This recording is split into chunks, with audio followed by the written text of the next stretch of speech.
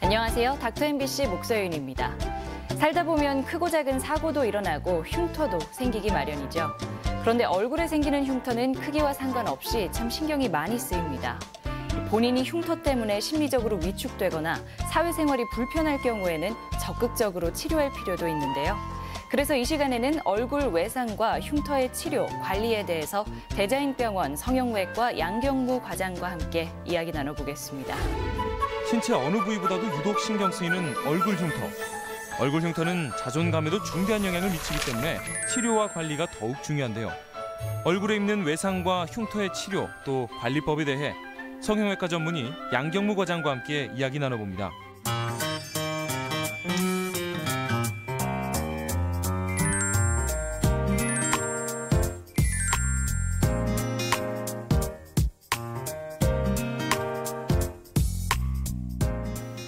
안녕하세요, 과장님. 안녕하세요. 네. 얼굴을 다치면 피부가 이제 상처가 남잖아요. 네. 근데 그러는 것 외에도 증상이 다양하게 나타나죠? 네네. 얼굴을 다치게 되면 우선 아프죠. 네. 통증이 생기게 되고 통증도 부위에 따라서 다양하게 나타나요. 네. 가령 뭐 그 상처 부위가 아프기도 하고 또 그다음에 눈이 아프기도 하고 또 귀가 아프기도 하고 또 멀리 또 머리가 아프기도 하고 네. 그렇게 또 어떤 경우에는 치통이 이빨이 아프기도 해요. 그렇기 때문에 상처에 관계없이 또 멀리에서 통증이 나타날 수가 있죠. 네. 그리고 뭐 상처가 남는 것 외에도 뭐 붓기나 뭐 그런 것도 나타날 수 그리고 있겠죠. 우리가 또 다른 증상이 이제 멍이 들고 네. 또 그다음에 골절될 경우에는 모양이 틀어지게 되고 네.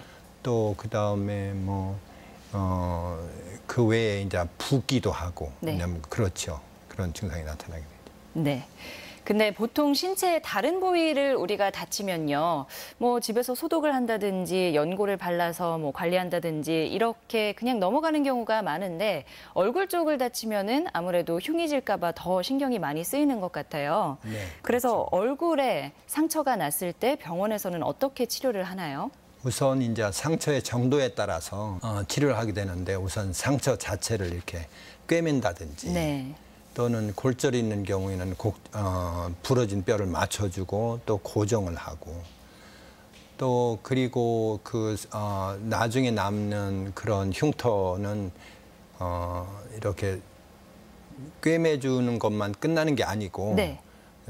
나중에 관리가 중요해요. 그래서 관리하는 여러 가지 이런 프로그램에 따라서 우리가 할 수가 있는 거죠. 네.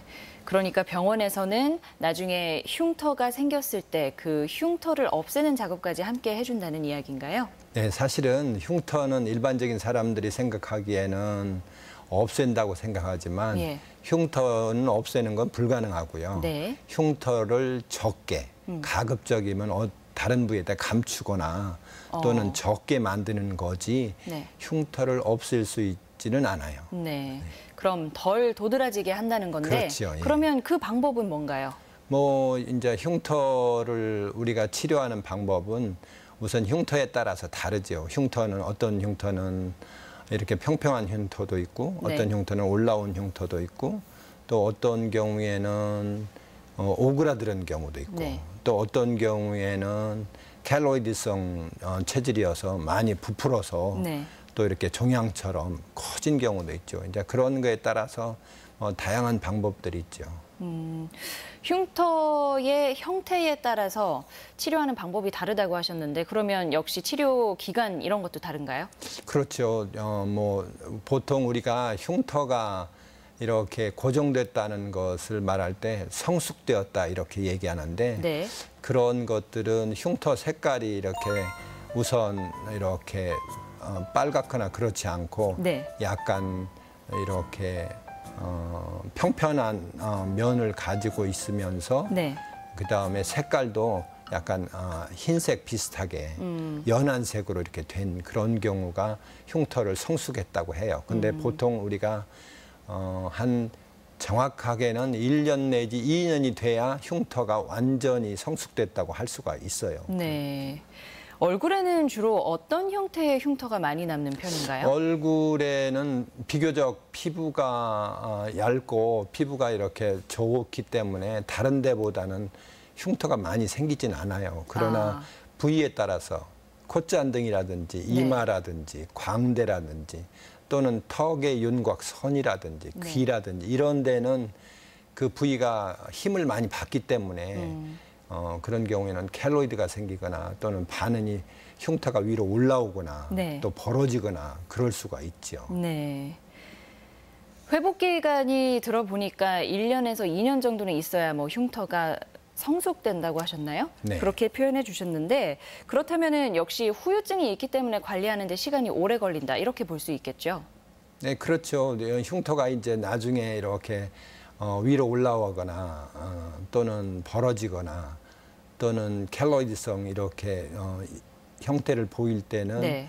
그런 경우에는 이제 후유증 같이 견반한 경우도 있고 네. 또 하나는 이렇게 구축이 온 경우에는 오그라들어서 네. 기능에 제한도 올 수가 있죠. 가령 뭐 눈꺼풀이 안 떠진다든지 입이 안 벌어진다든지 네. 콧구멍이 줄어든다든지 그런 여러 가지 문제가 생길 수도 있어요. 네. 외상 때문에 이제 흉터가 생겼을 때 그럼 관리는 어떻게 해줘야 하나요? 이제 관리는 우선 그 부위에 이제 여러 가지 방법이 있는데 네. 수술 바로 후에는 이렇게 그 부위를 좀 이렇게 압박한다든지 네. 또는 눌러준다든지 또 요새는 그 실리콘 제제 같은 것들이 있어서 네. 그걸 붙여주면 흉터가 이렇게 자라 올라오는 것을 막을 수 있고요. 네. 또 레이저 같은 경우도 이렇게 사용할 수도 있고 레이저도 뭐 다양한 레이저를 사용할 수 있고요. 그런 경우에는 레이저를 이렇게 조사해주면 훨씬 더 회복이 빠르고 네. 흉터의 성숙 기간도 줄일 수도 있고 그렇게 할 수가 있죠. 또 어떤 경우에는 우리가 필요하면 그 연고라든지 스테로이드 연고라든지 이런 것도 사용할 수가 있게 되는 겁니다. 네. 또 얼굴에 남는 흉터 중에 좀 많이 티가 난다고 볼 수 있는 게 화상 자국이잖아요. 네네. 그러니까 어린아이들 같은 경우에는 화상을 입어서 이제 부모가 많이 걱정을 하는데요. 아무래도 피부 재생이라든지 이런 게 좀 잘 이루어지지 않는 측면이 있죠. 그래서 더욱더 화상은 관리가 중요해 보이는데 좀 다른 관리법이 있나요? 화상은 사실은 우리가 예방이 가장 중요하죠. 네. 그래서 가급적이면 화상 입을 수 있는 요인, 가령 우리가 콘센트 관리라든지 네. 또 뜨거운 물 관리라든지 네. 또는 열기구 관리를 잘해서 그런 어린이라든지 또는 우리가 손쉽게 접촉할 수 있는 위치에 놓아두지 않는 것이 중요하고요. 네. 만일 그래서 화상을 입어서 흉터가 생긴다면 얼굴은 비교적 그래도 회복이 잘 되는 편이에요. 다른 부위보다. 네. 그러지만 생기게 되면 흉터가 만일 비후성이라든지 또는 위로 올라온다든지 구축이 오면 훨씬 더 모양이 보기 좋지 않은 모양이 있기 때문에 네. 우리가 잘 치료하는 게 중요하죠. 그러니까 꼭 화상 자국이라고 해서 다른 치료법이 있는 건 아니고 다른 흉터 치료와 비슷한 방법으로 하나 그렇죠. 보네요. 물론 이제 화상은 초기 치료가 그래서 흉터 생기지 않게 네. 초기 치료를 이렇게 잘 관리하면 네. 흉들이 많이 적게 생겨요. 비교적. 그렇기 때문에 화상 입었을 당시에 적절한 치료를 받는 것이 제일 중요해요. 네. 그 적절한 치료라는 게 뭔가요? 뭐 그거 이제 우리가 전문적인 화상 센터라든지 또는 네. 성형외과 의사라든지 네. 또는 일반외과 의사라든지 이런 분들한테 우선 치료받는 게 중요하고요. 네. 그래서 경험이 있는 의사 선생님한테 치료받는 게 중요하고 거기에는 이제 드레싱이라든지 또 화상 특별히 얼굴에는 특별한 기구가 필요하지 않지만 네. 이제 손이라든지 발이라든지 이런 경우에는 특별한 기구가 필요한 경우도 있어요. 이제 그래서 화상 센터라든지 화상을 치료한 그런 병원에서 치료받고 네. 특히 성형외과 의사가 이렇게 있는 곳에서 치료를 받는 것이 아주 중요하죠. 네. 그리고 그 흉터의 형태에 대해서 이야기해 주실 때 켈로이드성 피부에 의해서 생기는 흉터도 있다고 하셨잖아요. 네네. 이런 종류의 흉터가 얼굴에도 생기나요? 특히 얼굴에 생길 수 있는데 그게 어디에 많냐면 귓바퀴에 많이죠. 귓바퀴는 여러분들이 잘 아시다시피 귀를 뚫거나 네. 또는 이어링을 하거나 네. 귀걸이 이렇게 함으로 인해서 귀에 손상을 주면 그 자리에 항상 이렇게 켈로이드가 생길 수가 있는데 대부분 켈로이드는 가족력이 있어요. 그렇기 때문에 그런 가족력이 있는지 네. 그런 것을 면밀히 관찰하고 그다음에 사전에 준비하고 대처하는 것이 아주 중요하죠. 그래서 켈로이드는 사실은 우리가 일반적인 상처하고 구별하는 것은 일반적인 상처는 그 흉터를 넘어가지 않아요. 그런데 켈로이드는 흉터를 넘어가요. 그렇기 때문에 흉터를 넘어가는 정상 피부에까지 침범하는 흉터가 되어서 그런 것은 치료가 훨씬 더 어렵고 나중에는 뭐 약물을 주입한다든지 또는 방사선 치료를 한다든지 지속적인 압박요법을 한다든지 적극적인 치료가 필요하게 되는 거죠. 네, 그러니까 치료가 훨씬 더 까다롭군요. 그렇죠. 예. 네. 오늘 이 시간에는 성형외과 전문의 양경무 과장과 함께 얼굴 외상과 흉터에 대해서 알아봤습니다. 고맙습니다. 감사합니다.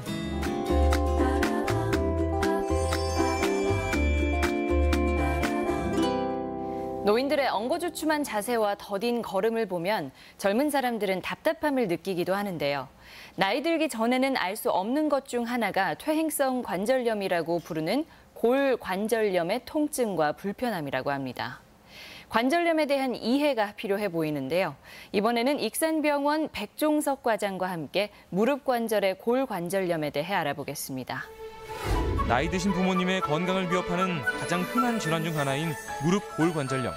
무릎은 우리 몸에서 가장 크고 다치기도 쉬운 관절이라 젊은 사람들 또한 주의를 기울일 필요가 있습니다.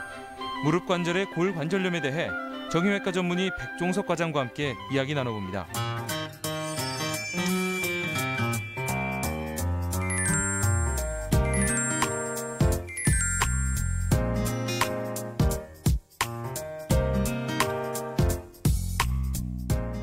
안녕하세요. 네, 안녕하십니까. 네. 우리가 관절염이라고 하면 흔히 퇴행성 관절염, 또 류마티스 관절염 정도를 잘 알고 있는데 골관절염이라고 하면 어떤 걸 얘기하나요? 골관절염이라 하면 관절, 연골, 인대, 윤활막 등의 관절을 이루는 구조물들의 네.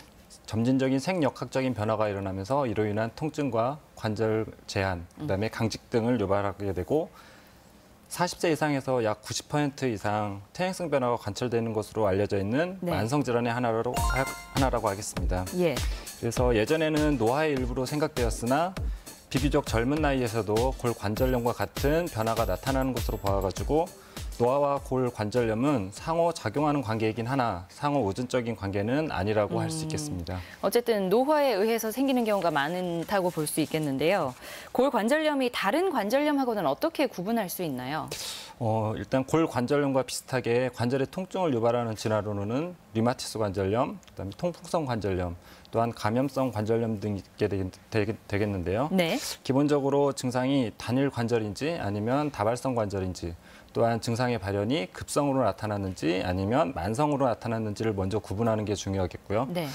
골관절염 같은 경우에는 단일 관절에서 통증을 주로 일으키면서 증상 자체가 서서히 진행하게 되고 슬 관절에 내반 변형을 보이게 되는 반면에 네. 류마티스 관절염 같은 경우에는 자가 면역 질환으로서 여러 관절의 통증을 일으키게 되고 아침에 일어났을 시 뻣뻣함을 느끼게 되는 조조강직을 보이게 됩니다. 네. 또한 활액막의 비우, 그다음에 슬관절 같은 경우에는 골관절염과 다르게 외반 변형을 보이게 되는 특징을 보이게 됩니다. 네. 또한 증상 자체가 일주 이내에 급성으로 발현했을 경우에는 감염성 관절염 또는 통풍성 관절염을 의심해 볼 수 있게 되는데요. 감염성 관절염 같은 경우에는 이전에 주사 치료에 경학력이 있거나 아니면 침 치료 또한 뭐 당뇨 등의 감염에 취약한 기저질환을 가지고 있는 경우에 네. 발생할 비율이 높게 되겠고요. 통풍성 관절염 같은 경우에는 이전에 통풍을 앓았던 기왕력이 있다든지 또한 갑작스럽게 통증이나 관절내 부종이나 종창을 보이는 경우에 네. 관절내 천자를 통해 가지고 검사를 통해 확인해 볼 수 있게 되겠습니다. 예. 골 관절염이 그리고 젊은 층에서도 나타날 수 있다고 하셨는데요. 그럼 골 관절염의 위험 인자에는 어떤 것들이 있나요? 위에서 언급한 것처럼 노화가 관절염, 슬관절뿐만 아니라 모든 관절에서 외부 손상이 취약하게 되고 연골세포의 보건 능력이 감소하게 되면서 나타나게 되는데요. 네. 다음으로는 성별, 그다음에 이전, 외상의 기항력이 있다든지 관절에 반복적인 스트레스가 가해지는 직업을 가지고 있거나 또한 과체중인 경우에 위험인자로 알려져 있고 이뿐만 아니라 다양한 요인과 기전이 복합적으로 작용하는 것으로 알려져 있습니다. 네. 위험 인자 중 성별을 언급하셨는데요. 그러면 여자인지 남자인지에 따라서 골 관절염에 더 잘 걸릴 수 있다는 건가요? 예. 앞에서 언급했듯이 여성에서 발생 비율이 높다고 그랬는데 여성의 경우에는 폐경 후에 에스트로겐 등의 호르몬 분비가 감소하게 되는데요. 이는 골밀도나 근력의 감소로 나타나게 되고 관절 연골의 손상이 취약하게 돼서 중년 이후에 여성에서 남성에 비해서 약 2~3배 정도 발생률이 높은 것으로 알려져 있고 네. 최근 연구에서는 여성이 남성에 비해 골반이 상대적으로 넓으나 걸을 때 그 양발 사이의 간격이 좁아서 무릎에 네. 가해주는 하중이 30% 이상 증가하기 때문에 발생 빈도가 높다고 보고된 바가 있습니다. 예. 오늘 골 관절염에 대해서 이야기를 나누고 있지만 그중에서도 무릎 관절의 골 관절염이 주제예요. 그만큼 우리가 무릎 관절이 안 좋은 분들이 많다고 생각이 되는데 이렇게 관절염이 무릎에 많이 나타나는 이유가 있나요? 관절의 경우에는 구성하는 연골의 경우에 혈관이 없고 세포의 분열 능력이 매우 제한되어 있는 특징이 있습니다. 이로써 연골 결손이 발생했을 경우에 하중을 분산시키는 능력이 저하되게 되고 오히려 가해지는 하중에 의한 정상 연골의 손상을 더 촉진시키게 되면서 네. 골 관절염의 발생이 진행이 되게 되는데요. 무릎 관절 같은 경우에는 관절 운동 범위가 다른 관절에 비해서 크고 체중 부하가 많이 가해지는 특성이 있기 때문에 다른 관절에 비해 연골 손상의 위험이 크고 네. 이로 인해 골 관절염의 발생 빈도도 높게 되겠습니다. 네. 뭔가 무릎에 통증도 있고 다리도 좀 휘는 것 같고 하면은 이제 검사를 받아봐야 하잖아요. 골 관절염의 진단은 어떻게 내리나요? 다양한 영상 진단 기법이 현재 존재하고 있는데요. 현재 많이 쓰이고 있는 방법으로는 단순 방사선이 관절염의 진단 및 진행을 평가하는 방법으로 주요로 사용되고 있습니다. 네. 또한 그 체중 부하의 기립 상태에서 촬영했을 경우에 관절 간격이나 진행 정도를 평가하는 데 유용하게 돼 있고 네. 초기에는 그러나 정상 소견을 보일 수 있기 때문에 MRI 등을 이용해서 연골이나 연골 하골, 그다음에 반월 연골판 또는 연부 조직 이상을 조기에 찾아내기도 합니다. 혈액 검사 같은 경우에는 염증 수치 등은 골 관절염 같은 경우에는 정상 소견을 보일 수 있기 때문에 네. 큰 진단에 큰 도움을 주지는 못하지만 예. 류마티스나 아니면 감염성 관절염과의 감별에 필요하게 되겠고 환자분이 호소하시는 통증의 정도와 영상학적으로 연골 손상의 정도는 항상 일치하는 것이 아니기 때문에 네. 자세한 병력이나 이학적인 검사, 그다음에 요추부나 고관절 등의 병변 등을 종합적으로 평가해서 이루어져야 됩니다. 네. 오늘 골 관절염에 대해서 알아보고 있는데요. 이 위험 인자도 그렇고 뭐 원인에 대해서 이야기를 듣다 보니까 사실 완치가 좀 어려울 것 같다는 생각이 들거든요. 어떻게 완치가 가능한 건가요? 예, 맞습니다. 골 관절염은 골관절 진행을 막고 손상된 연골을 복원시키기 위해서 지금까지 많은 연구가 이루어졌음에도 불구하고 아직까지 확실한 방법은 알려져 있지 않습니다. 나이와 성별 외에도 비만이 중요한 위험인자이기 때문에 네. 적절한 체중을 유지하는 게 중요하고 네. 환자분들은 이러한 질병의 성질을 이해하고 정서적인 안정을 가지면서 관절염의 진행을 막기 위한 적절한 운동 및 치료를 해야 되겠습니다. 결국 진행을 늦추는 것 그리고 생기기 전에 예방하는 게 중요하다는 말씀이시네요. 예, 맞습니다. 네. 그럼 치료는 어떻게 하죠? 치료는 크게 약물이나 운동요법을 통한 보존적 치료와 수술적 치료로 크게 나눠 볼 수 있습니다.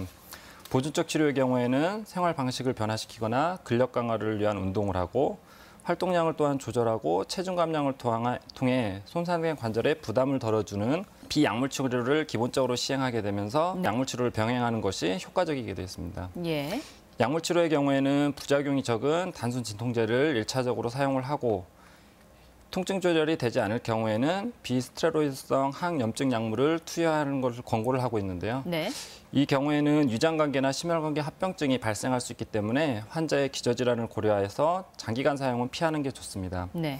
약물 치료에 효과가 없을 경우에는 주사요법을 사용하기도 하는데 활액과 관절 연골의 기지를 구성하는 히알루론산의 경우에 감소된 활액과 점성을 보충해주고 항염증 효과 및 활막의 신경 말단을 도포함으로써 진통 효과, 활막 자극에 의한 정상적인 히알루론산 합성 효과를 가져오기 때문에 네. 수개월간 효과적인 것으로 알려져 있습니다.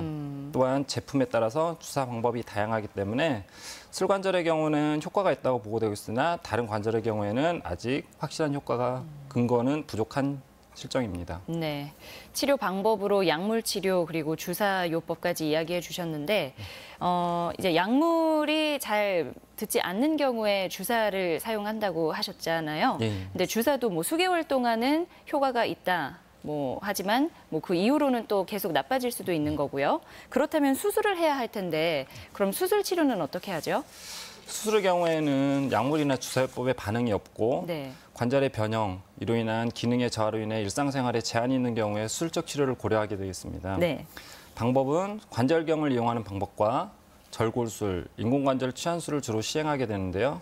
관절경의 경우에는 증상 기간이 짧고 기계적인 증상을 가진 환자에서 효과적일 수 있으나 관절염의 자연적인 경과를 바꿀 수 없다는 제한적인 효과가 있고 네. 다음으로 절골술의 경우에는 하지의 비정상적인 축을 교정해서 퇴행성 변화가 있는 구에게 가해지는 체중 부하를 줄여서 통증 감소 및 관절염의 진행을 늦출 수 있는 효과를 기대할 수 있으나 비교적 젊고 관절 운동 범위에 제한이 없는 환자에서 제한적으로 실수할 수 있다는 단점이 있습니다. 네. 마지막으로 인공관절 치환술의 경우에는 현재 매년 수술이 증가하고 있는 실정인데 수술 후에 입식 생활을 해야 하는 등의 불편함과 평균 수명이 증가하면서 이로 인한 추후 재수술의 빈도가 높아지고 있는 실정이어서 환자에 맞는 수술 방법의 선택에 신중을 기해야 되겠습니다.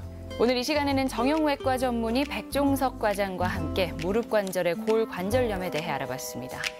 네, 고맙습니다. 예, 감사합니다. 여성만의 고통, 생리통. 이 생리통이 여름만 되면 유독 심해진다는 분들이 있습니다. 더위를 피하려는 생활 습관들이 원인인 경우가 많은데요. 냉방이 지나치게 잘 되는 실내에서 주로 생활을 하거나 얇고 짧은 옷을 즐겨 입고 찬 음식을 자주 먹는 여름철 습관들은 생리통뿐 아니라 여성 질환들을 더욱 심각하게 만듭니다. 생리통이 심해지는 걸 피하려면 역시 이런 원인들을 없애야겠죠. 찬 음식은 가려 먹고 너무 추운 실내에 오래 있지 않는 게 좋고요. 적당히 운동도 해야 전체적인 체온이 높아져서 여성 질환 발병 가능성을 줄일 수 있다고 합니다. 저는 다음 주에 다시 인사드리겠습니다. 고맙습니다.